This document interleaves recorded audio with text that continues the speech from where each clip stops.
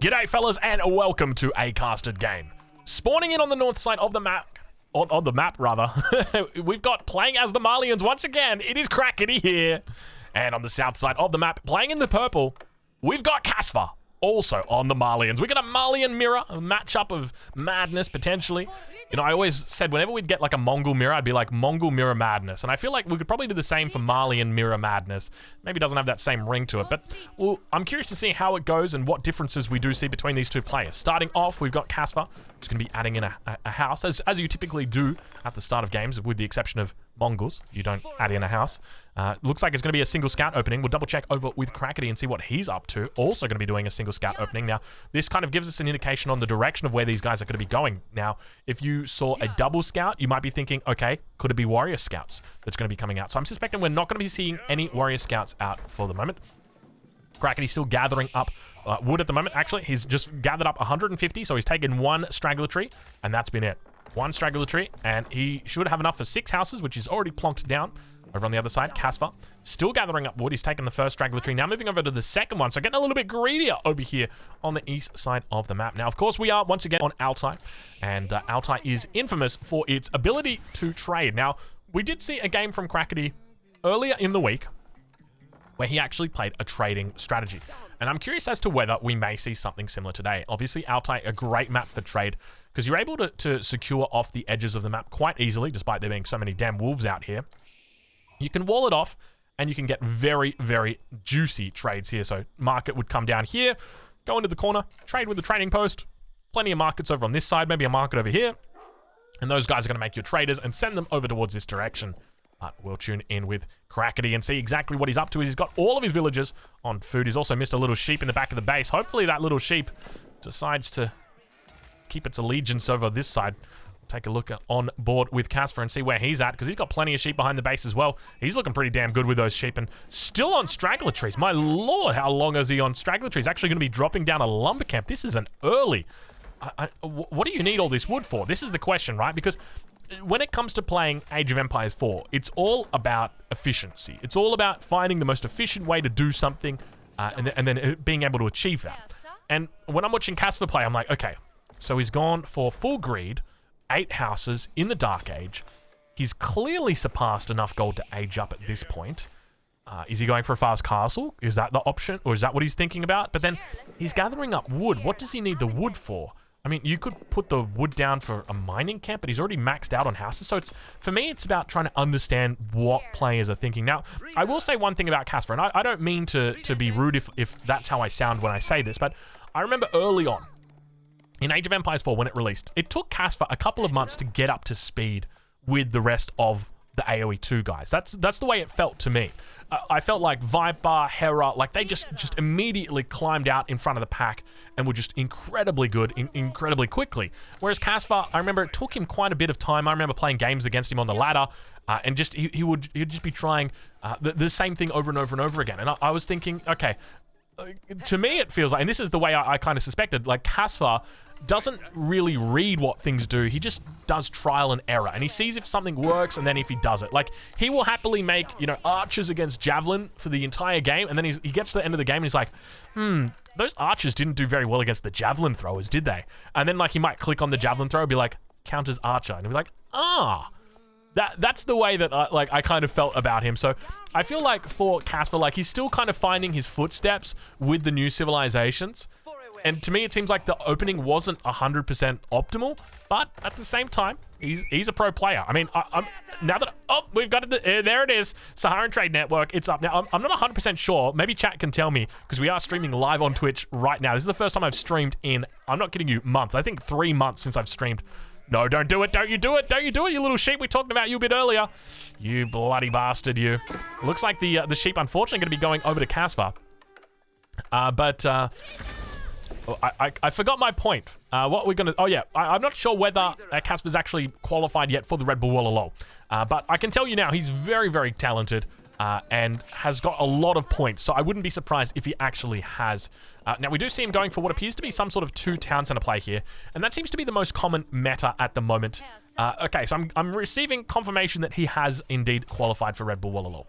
Now, one of the things to note is that the meta at the moment seems to be 2 town center into fast castle, a very popular build. So basically, you just open up, drop down a second TC when you've got the chance, and then you go for a fast castle behind that. You can play a little bit defensively, maybe get a couple of units out, but that seems to be it. But over on the other side of the map, Crackity here going to be doing a little bit of countering with his strategy here on Altai. Not the first time he's used it on this map, and definitely won't be the last, I suspect. And we do see the first market coming down, second market in the corner of the map, also going to be providing this one out. Now, I gave you guys an explanation in the last Crackity video. I'll give you guys one here as well. Why is he doing this? Well, this trader, you can see it's rallied all the way down to this market. And he's just right-clicked that. And then he's held down shift, and then he's clicked it back up towards this one. Here you go. So you can see it's got the second one coming through. And what that's going to do, as soon as this trader pops out, instead of going all the way down here, what it's going to do is it's going to tell the trader, hey, set your home market to this market. And then it's going to come out and immediately go. So it goes that way, sets the home market, and then comes out and immediately goes to the trade post to pick up its 180 juicy bits of gold. My oh my, ain't that something to damn write home about. That is absolutely beautiful. You can see the scout out at the moment. Crackity really yet to scout out his enemy too much. We can see obviously there's plenty of line of sight over in that base, but not really keeping an active look. Running into the second wolf over on this eastern flank. Not sure whether he's going to be able to get this wall up. It looks like the villager does manage to survive. One more and it could be a bit hard. We see he does look to peek in, doesn't see too much, just sees the standard landmark, the Mansa or the Musa Quarry. I'm not sure. I think it's Mansa. Mansa or Musa Quarry. But walls have come up now. 2 villagers on the south side, 2 villagers up on the north, and 1 villager for the middle. Seems about fair. Traders continuing to come out now. And we do see that he has spotted out the stone. He's actually taken 600 off this bad boy, so there's a good chance there's going to be 3 TCs. And if that's the case, then you've definitely got to be wondering how the hell Casper is going to be able to play this. We see the second TC is up. He's got 300 stone, exactly 305 stone in the bank. You know exactly what he's going to be doing. So where do you go? Where do you go for that third TC? You got to find berries plus deer if you can. There's the deer. There's the berries. I guess you could put it up here on these. There's not really a good spot, to be honest, because you've got berries in the front. And typically you don't get the berries in the front on Altai. We'll get them to the side. But we'll take a look at how Crackity's doing and check in with that trade route. Trade route up to 6 traders so far. Also started putting down the outpost, the first one, the second one, the third one. No 4th one just yet. Keep in mind you can have a max of 5th, and a max of 5 rather. Now you might be wondering, what is this landmark all about? What's so important about the Saharan Trade Network? Well, ladies and gentlemen, this landmark enables you to get food from your traders. That is correct. You get a big batch of food. You can see right there, 9 and then 18 gets dropped off. So your toll outposts, the unique outpost for the Malian civilization, gives you a little bit of a toll, a little bit of gold on the way through. So we can see here 18 and 18 gold. So he gets 10% of the gold he's carrying immediately upon passing that. And so you can do that up to 5 times. You can see here he's collected 3 out of 5. You can do that up to 5 times per trade run. And essentially allows you to cash in 50% of your gold before you even get to your destination. And then on top of that, you can get the Saharan Trade Network, which allows you to get food as well, which is the equivalent of 25% food, but technically it's 30% because the Saharan Trade Network allows or gives you the full amount of food, whereas a standard outpost only gives you half the amount of food. So 9 and 18 versus 18 and 18. The trade network starting to look really good, up to 14. You can see that gold per minute starting to increase, 847 gold a minute. Villager count or economic unit count, 46 versus 36 at the moment. So already out to a huge lead. We've got a 3 town center play over here from Casper, and he's rushed these TCs up as quickly as possible. He's got a couple of units out. Looks like it's going to be a scout with a villager looking to counter wall, and these guys obviously playing by tournament rules, or at least Casper is. No stone walls, at least not yet for Casper. And he might be thinking about heading towards that castle age shortly. I can see he's unfortunately got the deer back here that's kind of in amongst this, so it's going to really mess around with his pathing, but hopefully not too much. Pumping out those villagers. He's going to need a lot of villagers on gold, on food. You can see he had 30 villagers on gold. Tries to actually get the scout. Does a great job of getting it. Beautiful shot right there. A bit of an alley-oop. Was, you know, the shot came through and then the final hit from the scout. Just absolutely magical. Check back in over on the other side of Crackity. And I suspect at this point, you know, Casper's probably wondering what the hell is up. How do you deal with this? And you guys might be coming across Crackity on the ladder, maybe on this map, and wonder, how the hell do you deal with this? Well, I'm going to give you guys 2 options, and both of them are kind of the same thing. Number 1 is you attack this market. Why attack this market? Well, you burn through the walls down here, and you probably want to do it really quickly, and then you want to attack this market and kill this market, and that's going to stop the trade completely. And there's 23 traders on here. Now, that doesn't kill the traders. What that does is it just stops them from gathering gold. Now, all Crackity needs to do is stonewall off this position here, and then put a market here, and then all the traders just resume work to their new market. So, I don't know whether that one's out of the question. Second one, you can see Crackity now going for stone walls behind his palisade walls, not playing by tournament rules here, is to actually try and break through and then begin attacking the traders. But as soon as you know that your enemy is trading, you want to try and take these guys out as quickly as possible, because they begin returning on their investment so damn incredibly quickly. We'll check in over with Casper as the age up is going to be coming through. It's going to be the Grand Fulani. Casper, what are you... What is Casper doing? 6 pastures, drop down. Grand Fulani Corral coming down where I thought it was 100% going to be the Farimba garrison. Ooh, Casper, this is the most insane greed I've ever seen. You're going 3 town centers and the Grand Fulani Corral with a fast castle. The only unit you've made this game, I'm pretty sure I saw a sofa out of you. No, you know what? I think it was a scout. I don't even think you've made a unit. Barracks? Nope. Archery range? Nope. Stable? Nope. Nope. It's nothing. He's literally made no military. It's only a single scout. He's just walling the entire map. But Crackity now going to reach the castle age. We'll double check and see what landmark he's gone with. It is the Farimba garrison. Now, Crackity is up to... he's up to just a cool, calm, and collected 2,900 gold a minute. Crackity just minding his own business. Now, the question is, who would you rather be, okay?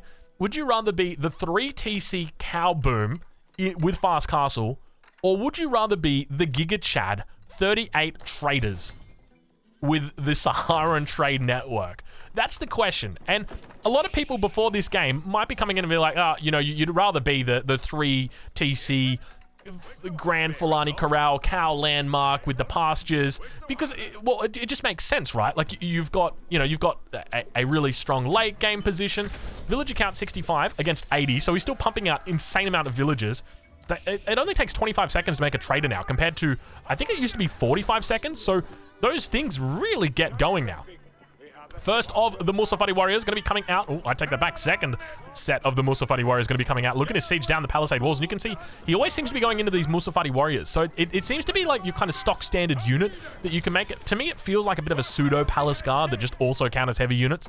But you can see that mass really starting to build up, and at the same time, Stonewall is going to be coming in behind. He's not under any threat, but still feels the need to Stonewall just to protect his trade route. He knows that if that gets broken through, he's going to have some trouble, and Casper going to be going for some quick walls, but, you know, the Musafati Warriors don't care. They're just like, all right, you quick wall all you like. I'm just gonna go through them. And now we've got Casper trying his best to stay alive here. Musafati Warriors to counter the Musafati Warriors. I'm not sure if that works. I'm just going to do a little bit of math here. 12 versus heavy. These are light melee units. Perhaps if you had made archers, Casper, this could work. And remember, this is what I was talking about a bit earlier. It just feels like Casper sometimes... It's not that he doesn't know the counter system. It's just that he doesn't... Until he loses to something, I feel like he doesn't actually click on it to learn how to beat it. But we'll check in with the economies and see how they're doing, because on one side, we've got 76 villagers for Casper, 87 for Crackity. Crackity sitting on 3,600 gold a minute. Casper on 600 gold a minute. Now, Crackity's still, by the way, just absolutely going ham. And now going to Imperial Age, 13-minute Imperial Age going to be happening. Look at the units just coming out. Can we check what is going on in Crack? This is the Farimba garrison. Look at this. 320, 323, 23, 23, 23, 20. He's got 13 groups of 320. He's got 4,000 gold's worth of Musafati warriors literally just funneled into the enemy base. That's a beautiful macro right there, Crackity. I got to be honest with you, man. That is impressive macro. You've got more groups of Musafati warriors queued up than you have villagers queued up. That is great macro. I am very impressed. Not just like a small amount. 13 more, by the way. This guy, he likes his Musafati warriors, and I've got to start wondering how, like, this is insane. Is it the trading that is crazy strong, or is it the Musafati warrior? Because he's going to Imperial Age, now reaching Imperial before 15 minutes. Obviously that landmark, where is it? There it comes, the Griot. Now, you've got 3 options here. Food Festival, you're not going to be going for that. Military Festival, that's definitely the one you're going for. Or Siege Festival, which probably comes in handy a little bit later. But we can see him now looking to burn down that siege, that toll outpost. Upgrades coming through. Elite upgrade, as well as local knowledge. And now he's only got the one barracks. He's literally just making... Oh, he's going into the gunners. Oh, interesting. So he's going to go for Mustafadi gunners. Dude, look how expensive they are. 960. Crackity don't care, dude. Crackity don't care. He's got 4.3k gold a minute, and it's rising. Look at that. It's going up. Mustafadi warriors coming in now. Elite Mustafadi warriors, by the way, also picking up that university. Going to be diving straight into that elite army tactics. Probably going to be picking up chemistry after it. And Casper going to be dropping down a keep. But hold your horses, ladies and gentlemen. I got good news. I got bad news. And we can see a festival has been thrown out into the air. What could it possibly be? It is Siege Festival. And that keep is going to get absolutely shredded to the ground. Look at the damage that gets done there. The Mustafadi warriors just going absolutely straight through that keep. The villagers trying to hold on. The keep going to be going to the ground. You can see the villagers trying their best to get through. He's got plenty of stone in the bank. He's just not enough. He's got 18 vills repairing that. I think that's 18. Could be 13. No, that is 18. And the Mustafadi warriors just completely enshroud the enemy position. Casper now on the back foot. He's finally worked out that archers are going to be the way that he deals with this. Picking off the units one by one. He's doing good, doing decent. Looks to take out those units. Villager count going to start dropping down for him. He's on 97 compared to the 99 at Crackity. Still looking to hold on. Archers doing a decent job. Second keep going to be coming up now. And Crackity still pumping out units. We hear the first of the gunners finally making their way across the field. And Crackity loses all of the position in the enemy base. The archers have done a great job. Now you've seen this, right? 9 veteran archers. Imagine what 20 veteran archers would have done. It wouldn't have even been close. And now that cleanup coming through, but now we got Mustafadi gunners looking to push out into this forward position. These guys overkill a lot. Keep that in mind. They really aren't that effective. I say that. He's got +3 ranged armor. Where did you get +3 ranged armor? Did you already get +3 range? Oh my god, Crackity, you are insane with your upgrades. This is impressive stuff. Moss coming down as well. Look at the barracks also. By the way, Farima Garrison just casually got... Hey guys, so we need to talk about Malian trade. Malian trade is perfectly balanced.